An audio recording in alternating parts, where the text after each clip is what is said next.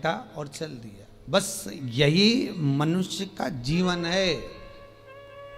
घर परिवार की दुकान को हमने खूब सुंदर जमा के रखा है, बहू है, बेटा है, नाती है, पंती है, पोता है, बहुत जोरदार दुकान जमी हुई है। अब दुकान जम तो गई, माल भी खूब खप गया, माल भी खूब बिका। तुम जो कमा कर लाए, बेटे ने लिया, बहुओं ने लिया, पत्नी ने लिया, रिश्तेदारों ने लिया, नातेदारों ने लिया, कुटुंबियों ने लिया, सबने लिया। आखिरी में फिर क्या हुआ कि बाजार वापस बंद हुआ और कंधे पर लेकर चल।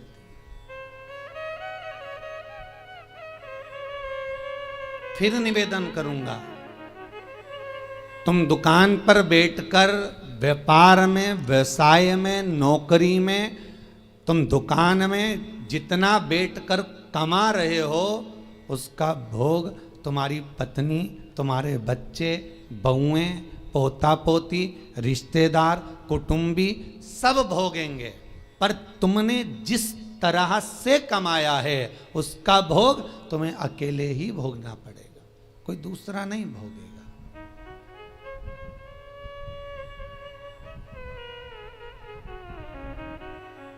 जीवन में कुछ कर्म ऐसा करते हुए चलो। पत्नी कहे जब तुम 2 अगरबत्ती लगाओ, पत्नी कहे जब तुम मंदिर जाओ, उससे अच्छा है पहला फर्ज तुम्हारा होना चाहिए, क्योंकि कमाई तुम कर रहे हो। दुकान पर बैठकर झूठ, छल, बेईमानी, प्रपंच, कपट सब काम तुम कर रहे हो। पत्नी ने एक बार भी नहीं बोला कि तुम छल करना, कि बेईमानी करना, कि कपट करना। उसने तो केवल शादी के समय पर 7 भांवर ली थी, तब पंडित जी ने किलवा दिया था। पत्नी के 7 वचन में से एक वचन था कि मैं तुम्हारे साथ ब्याह कर जा रही हूं तो मेरा भरण पोषण तुम्हें करना है। पर इतनी सी बात थी। उसके बाद पत्नी ने एक बार भी नहीं कहा कि तुम ढेर सारा कमा कर लेकर आओ। बच्चे कभी नहीं कहते कि पिताजी आप हमारे लिए झूठ बोलो, कपट करो, छल करो, बेईमानी करो।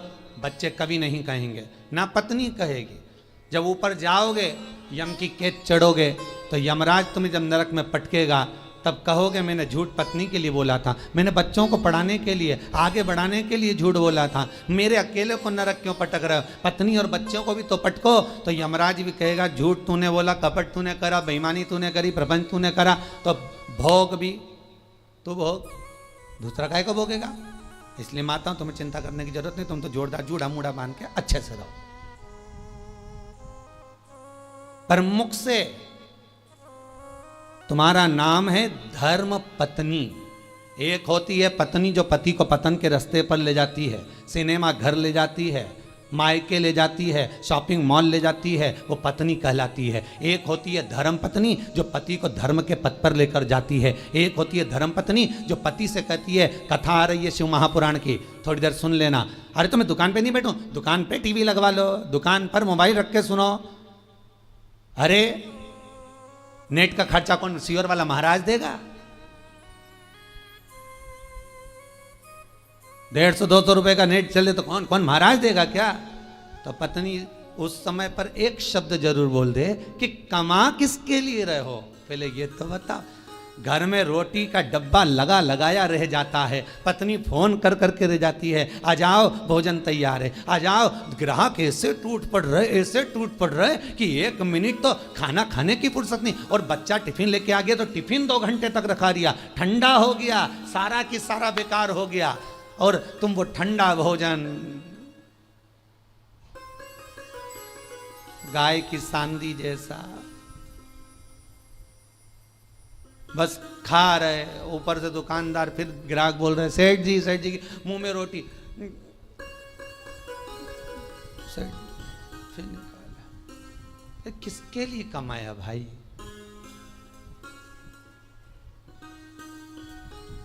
ना राम नाम लीनो तूने भरी जवानी में, तो डूब के मर जा रे चुल्लू भर पानी में। और समझने वाली बात तो यह है कि इतना बड़ा मनुष्य चुल्लू भर पानी में डूबे कैसे?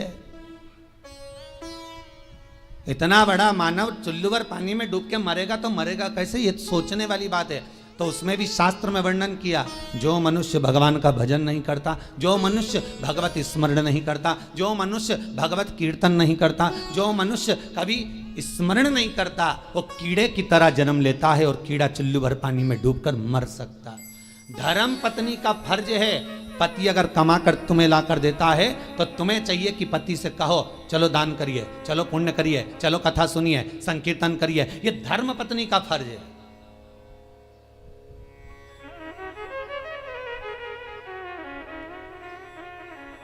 सारे कथाकार मिलके, कई बार हमने सुना लोग उसको क्या नाम थी जिसकी नाक कट गई थी रे, है?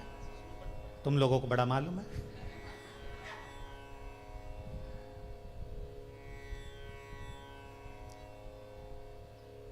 मतलब इतनी फेमस है वो, है? तुम्हें भी मालूम था? कड़ेल जी मालूम था? हाँ, बड़ी फेमस है वो भाई। होना भी चाहिए उसको फेमस, क्यों नहीं होना चाहिए? उसके बराबर दुनिया में कोई भक्त नहीं होगा भगवान का उसके जैसा। आप में से कितने लोग हैं जो भगवान के सामने जाकर कह दे मैं तुमसे शादी करूंगी? जितने लोग यूट्यूब पर कथा सुन रहे, टीवी पर सुन रहे, ईमानदारी से बोल देना किसी ने जाकर भगवान के मंदिर में जाकर कहा हो हे भगवान मैं तुम्हारे साथ शादी करूंगी। तुम तो इंसान हो, वो राक्षसी थी सूर्पणखा जो भगवान के सामने सीधा प्रस्ताव लेकर पहुंच गई कि तुम सम पुरुष न मो सम नारी, इसलिए मैं तुमसे विवाह करना चाहती हूँ। भगवान इतने खुश हो गए कि जिंदगी में कहीं की तो मिली जिसने कहा कि तुम्हारे जैसा पुरुष नहीं होगा, मेरे जैसी नारी नहीं होगी। दुनिया समझे तब तो। यहाँ तो जो जाए भगवान के पास में, जरा भगवान दुकान नहीं चल रही, भगवान छोरा दे दो, भगवान बहू दे दो, भगवान ये दे दो। भगवान भी इतना बोर हो जाता कि भगवान ने भगत से कहा एक आध दिन तू आके बैठ जा यहाँ, एक बार आके बैठ जा। होता है एक भगत भगवान के पास पहुंच गया, भगवान सबसे ज्यादा अच्छी जिंदगी तो तुम्हारी है। भगवान ने कहा हमारी कहीं की जिंदगी अच्छी, और क्या, बढ़िया चांदी की थाली में पकवान आ रहे, लोग पंखा झेल रहे, एसी का रूम तुम्हारा, सारे मंदिरों देखे क्या ठाट के बने हुए हैं, मार्बल का फर्श, मखमल के गादी तकिया, क्या जोरदार जोरदार सारा ठाट, ऊपर चांदी का छतर लगा, हीरे के जेवरात पहने। भगवान सबसे ज्यादा सुखी तो तुम हो। भगवान ने कहा अगर ऐसा सुख है तो एक काम कर, 24 घंटे के लिए तू हमारी जगह खड़े हो जा, चल आजा। तो क्या उसमें क्या होगा? 24 घंटे का कोई सुख होता? भगवान कहने लगे तू खड़ा तो मैं तेरी जगह चले जाता, तू मेरी जगह चले जा। अब भक्त तो बहुत नाराज तो था ही, उसने कहा ठीक है उतरो नीचे, उतरो।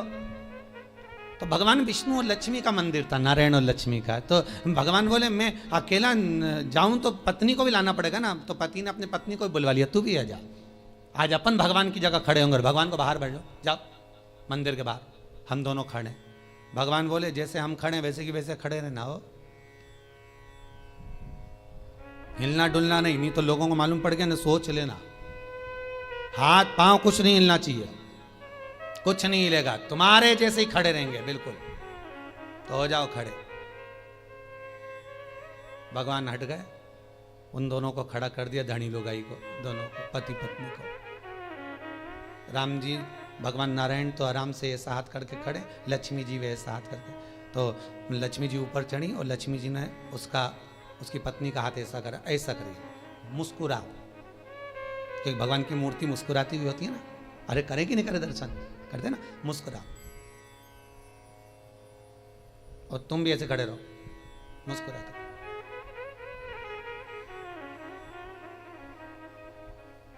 इतना छोटा सा तो काम, एसी का भी तो रूम है, अरे खाने को भी तो चांदी की थाली में सब मिलेगा।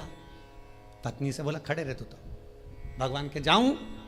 लक्ष्मी नारायण कहा ठीक है जाओ। अब कब आऊं? भगवान बोले, तो वो बोला अभी हम सारा सुख भोग लें फिर आना आराम से। हाँ ठीक है, कल आ जाऊं कि आज ही आऊं? नहीं तुम तो शाम तक वापिस आ जाओ। हम भगवान वहां तक गए तो इन्होंने मुंह फिर उतार लिया। लक्ष्मी जी बोली मुस्कुराओ, फिर मुस्कुराओ। अब सब भगत दर्शन के लिए आने लगे भगवान के। ये दोनों मूर्ति ऐसे खड़े, कोई के मेरी बहू ऐसी, कोई के मेरा बेटा ऐसा, कोई के धंधा पानी नहीं चले, नीचे से चीटा चढ़ गया।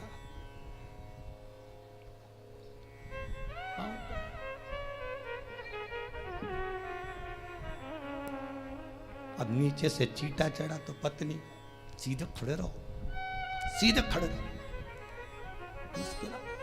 वहां से मुस्कुराए कि चींटा भगाए।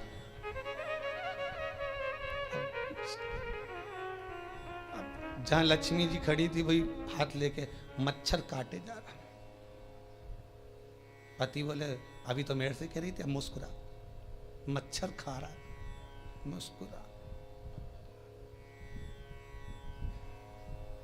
तब एक आया भगत, 11 दिए जला गया उनके बिल्कुल पांव के पास।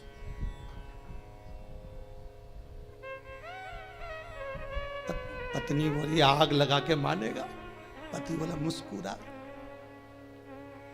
मुस्कुरा। अरे धोती जल जाएगी, मुस्कुरा, मुस्कुरा। ऐसे खड़े रहो, हिलना नहीं है, बिल्कुल मुस्कुराई। तब एक आई बेचारी नैनों से नीर बहाती हुई, भगवान बहुत दुखी हो गई। इतने में जो पास में खड़ी थी पत्नी, हमारे से पूछ ले हम कितने दुखी हैं। पति बोला तू चुप रह, मुस्कुरा, बस मुस्कुरा। चांदी की थाली में भोजन लग के आया। पति पत्नी के मन में धीरज बंधी।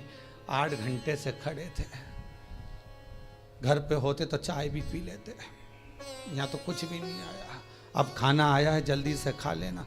पंडित जी थाली लाए, रखी, तुलसी डाली, हाथ में पानी लेके फेरा, घंटी बजाई, थाली ढाकी, वापिस ले गए। वापिस। पत्नी बोली और आएगा क्या? पति बोला चुप रहे, आज का गया अब तो कल ही आएगा। खड़े रहे।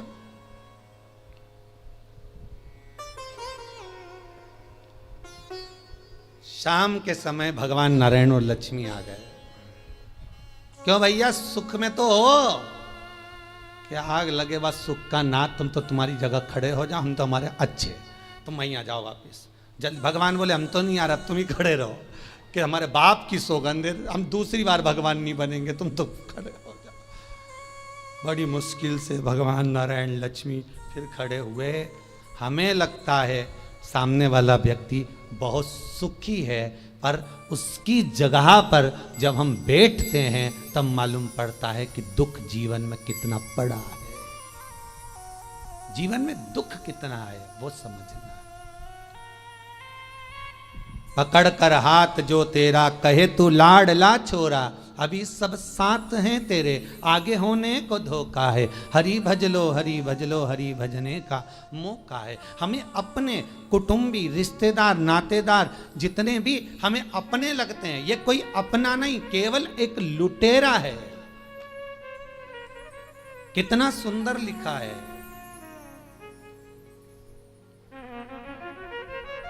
अगर आप लोग कभी गया जी गए होगे पिंडदान करने के लिए, तो गया जी में, गया जी के रेलवे स्टेशन पर एक बड़ा बोर्ड लगा हुआ है कि दुनिया के सबसे बड़े लुटेरे, चोटे घर के लोग ही होते हैं। एक आपकी श्वासें चुरा रहा है, एक आपका समय चुरा रहा है, एक आपका धन चुरा रहा है, एक आपकी संपदा चुरा रहा है। उस रेलवे स्टेशन पर लिखा है कि सबसे बड़े लुटेरे चोटे अपने ही होते हैं, और नीचे लिखा है सावधान रहिए। किससे? किससे सावधान रहे? अर्थात जो लूटने में लगे हुए हैं। कोई कहता पापा जी पापा जी पापा जी कहकर उनका सारा समय खा रहे हैं, मम्मी जी कर कर उसका सारा समय ले लिया, सब कुछ तो समाप्त हो गया। वो चरित्र कितना सुंदर है साहब, कि एक व्यक्ति के घर में शादी थी, बहुत गरीब बड़ा व्यक्ति है,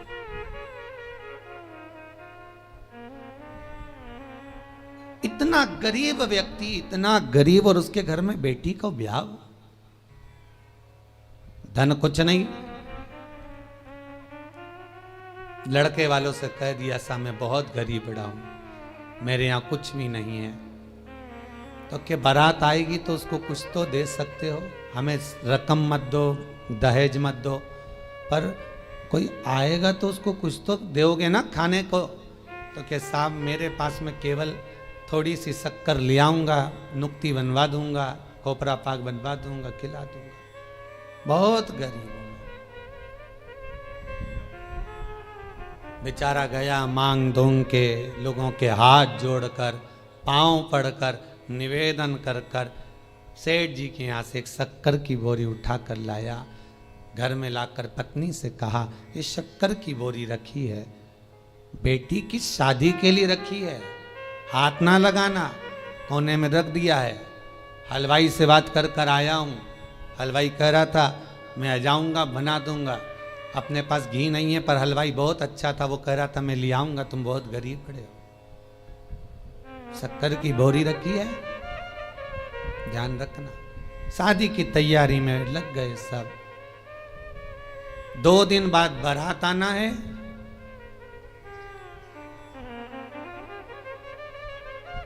एक दिन पहले हलवाई आ गया। हलवाई ने आवाज लगाया, भैया शक्कर की बोरी लाओ।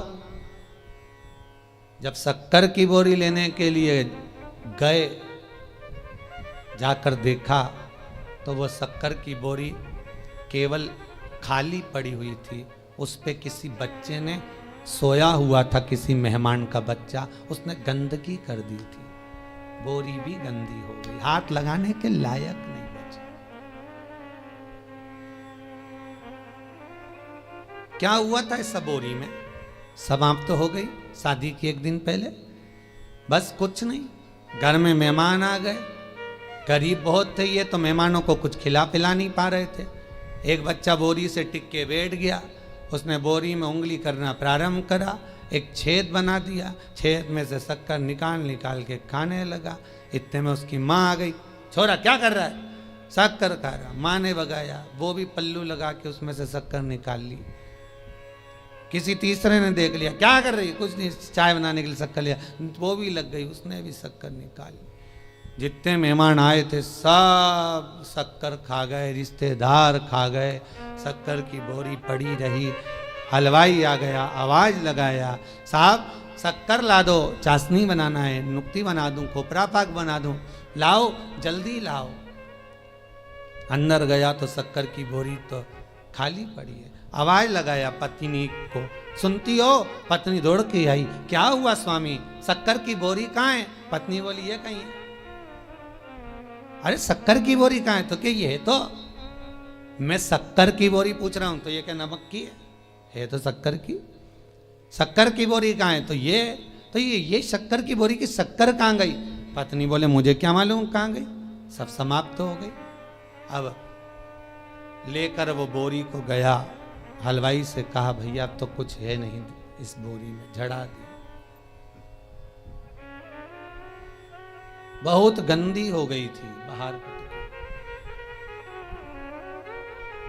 आखिरी में उसमें गंदी इतनी हो गई थी कि आग लगाना पड़ी। तो आग लगाते भी झड़ा के देख रहे हैं कि थोड़ी बहुत शक्कर निकल जाए तो चाशनी बन जाए और नुक्ती बन जाए, और कुछ नहीं बन पाया। तब धड़ धड़ाता हुआ बारात आ गई, और बारात दरवाजे पर आई तो रो रहा था।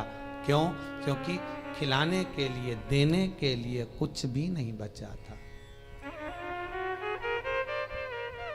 खूब रोया, तड़पा।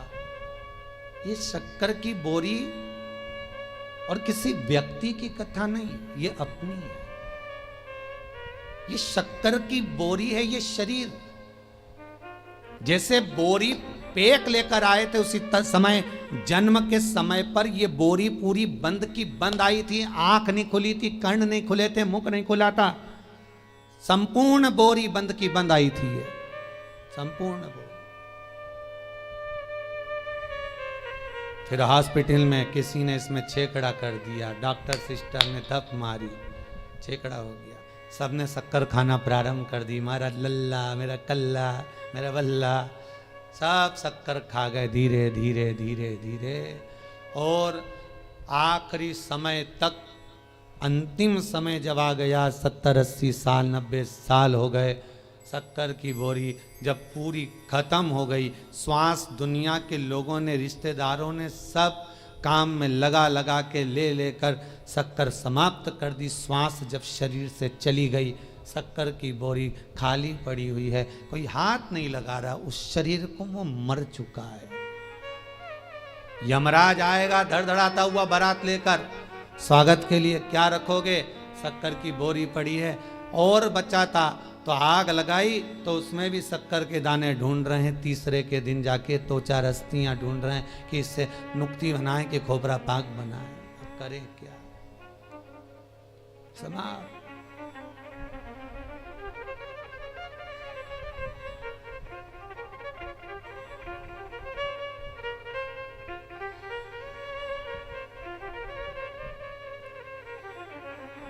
दुनिया के लोगों की एकता अगर देखना है, परिवार के लोगों की एकता अगर देखना है, मोहल्ले और संसार के लोगों की एकता अगर देखना है, तो दो जगह पर देखी जा सकती है। एक, जो व्यक्ति आगे बढ़ रहा है उसको गिराने में, और दूसरा मुर्दे को उठाने में। ये दुनिया के लोगों की एकता, ये दो जगह पर देख सकते हो। अगर कोई व्यक्ति आगे बढ़ रहा है, उन्नति कर रहा है, परिवार का हो चाहे कहीं का भी हो, जब आगे बढ़ता है सारे परिवार के लोग उसका टांग खींचना प्रारंभ कर देते हैं। हो वो तो ऐसा है, वो तो वैसा है। सारे कुटुंब के लोग उसके ऊपर उंगलियां उठाना चालू कर देते हैं, उसके ऊपर अपशब्द कहना चालू कर देते हैं, वो तो ऐसा। तो दुनिया के लोगों की एकता दो जगह पर नजर आती है। एक, दुनिया के लोग किसी को गिराने में तुरंत एक हो जाते हैं, किसी की बुराई करने में तुरंत एक हो जाते हैं, और एक, मुर्दे को उठाने में लोग एक हो जाते हैं। भले फिर कहेंगे अरे बेचारा मर गया, बहुत अच्छा था, बहुत अच्छा था, तो कभी उसको राम राम ही कर लेता है, एकाध बार जय श्री कृष्णा कर लेता, हर हर महादेव कर लेता। जब मर गया तब कह रहे बहुत अच्छा था। और सबसे अच्छा जब लगेगा जब वो शोक पत्र तुम्हारे पास आएगा और उसमें लिखा रहेगा इतनी बजे से इतनी बजे तक पगड़ी है, इतनी बजे से इतनी बजे तक रसोई है। और जब तुम जाके ना गुलाब जामुन ने खोपरा पाक ने बूंदी जब खाओगे, नुक्ति का रायता में बूंदी डाल डाल के डुबक डुबक के सेव डाल के जब पूड़ी के साथ खाओगे, और जितनी तुमने बुराई करी है उसके घर की नुक्ति और सेव कहीं ऐसी पच जाएगी।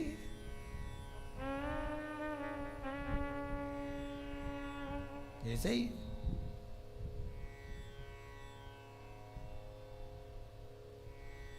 सहज नहीं है महाराज।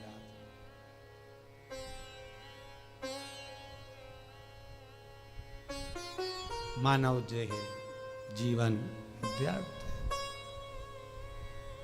जितना भजन कर सकते हो, जितना स्मरण कर सकते हो, जितना मंत्र जाप कर सकते हो, जितना नाम जाप कर सकते हो, वो आपका है। वो टल नहीं सकता, वो व्यर्थ नहीं जाएगा।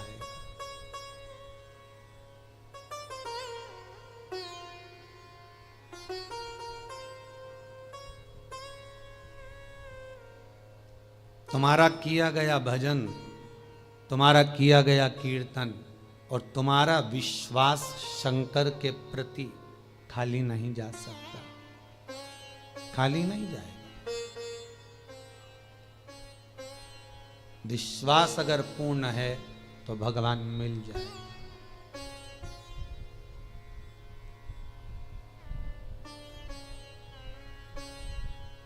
विश्वास की अगर पूर्णता है तो भगवान कहीं दूर नहीं है, भगवान हमारे करीब में, भगवान हमारे नजदीक में।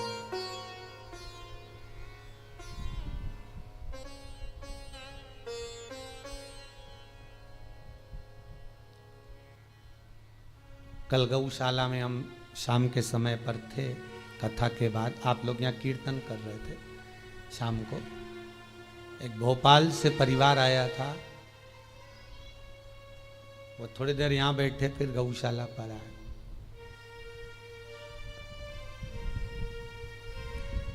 हमने कहा वहां जाकर बैठो हॉल में, दर्शन करो, कीर्तन चल रहे हैं, भाभी जी की भजन गा रही थी, कल हम सुन रहे थे वहां पर। तो हमें तो केवल दर्शन करना था, इसलिए यहाँ पर आए हैं, आपसे दो शब्द मिलना है। मैंने बोलो, हम यहाँ मिलते करते थोड़ा सा कम ही है, अभी कोरोना महामारी के कारण बहुत दूर किसी से नहीं। बोलिए क्या बात है, इतनी रात को आप आए? दिन में आते तो पूरा गौशाला देखते, वृद्धाश्रम देखते जो बन रहा है, कुबेर भंडारी का मंदिर देखते। कहा गुरुजी कौन सा काम होता है जो क्रूज मुरूज जब बिकते हैं उसका वो जो सामान बेचते हैं, मटेरियल वगैरह जो भी हो, री मटेरियल बेचने का, उस व्यक्ति ने कोई क्रूज मुरूज का री मटेरियल बेचते हैं, कुछ बेकार भंगार जो भी होता होगा, उसको बेचने में उसके 28 लाख रुपए उलझ गए थे।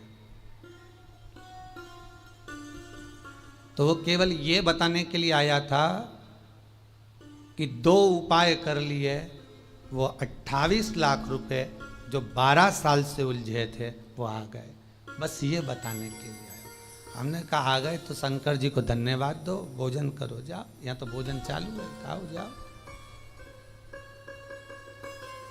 आज आते आते हमारे आगर वाले भी, क्या नाम बताया, मेठी जी है, उनके चेहरे पे आज बहुत खुशी दिख रही है मेठी जी, और होना भी चाहिए। एक बार खड़े होके बताएंगे आप, थोड़ा सा दिखाइएगा मेठी जी, आज क्या खुशी मिली है आपको? माइक देना जरा उनको। आज उनको बड़ी खुशी मिली है, यहाँ आकर पांव रखकर आप आए, तो आपको क्या खुशी है कुबेर भंडारी के मंदिर से मिल गई है ऐसी?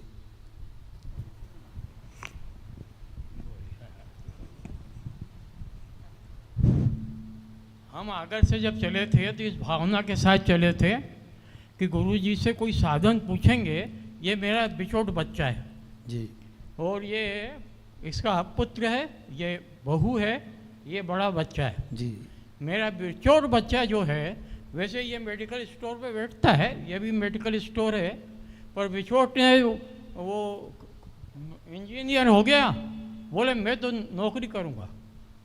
ठीक है भाई, नौकरी कर, 2-4 जगह करें, कहाँ करें। हम आपसे ये निवेदन करने आए थे कि या तो आप इसको कोई परमानेंट नौकरी की कोई साधन बता दो, और नहीं तो इसे घर वापस बुलवा दो। हमने आके यहाँ पे बैठे, पानी वानी पिया, भोजन किया, फिर गौशाला में दर्शन करने गए। बस गौशाला से दर्शन करके हम जैसे ही यहाँ आए और उसका मैसेज आ गया कि बाबूजी मुझे मेट्रो में अपॉइंटमेंट मिल गया है परमानेंट, आगरा से मेट्रो चलेगी, उसमें मैं सरकारी नौकरी उसे प्राप्त हाँ, हो गई। हाँ, बहुत बहुत धन्यवाद। बैठिए मेठी जी, ये आपकी कृपा है। नहीं, बाबा की कृपा है बेटी, बहुत बहुत साधुवाद। आपका प्रेम, विश्वास, करुणा केवल भगवान पर अगर है तो मेरा विश्वनाथ कमी कुछ नहीं रख सकता। वो विश्वास आपके भीतर शंकर की कृपा से आना चाहिए। कोई जरूरी नहीं कि हम मिले ना मिले, परंतु आपका विश्वास यदि शिव के प्रति है, शंकर के प्रति है, तो बाबा उस विश्वास को पूर्ण करता है। तो विश्वास पूर्ण करता। अब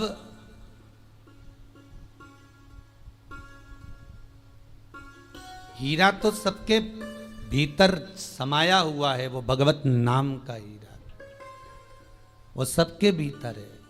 राम नाम, कृष्ण नाम का वो हीरा, ये आत्मा का एक भाव का हीरा, पर काम, लोभ, विषय, वासना, आसक्ति, तृष्णा जो चारों तरफ लपटी हुई है, उसके कारण हम भगवान तक पहुंच नहीं पा रहे।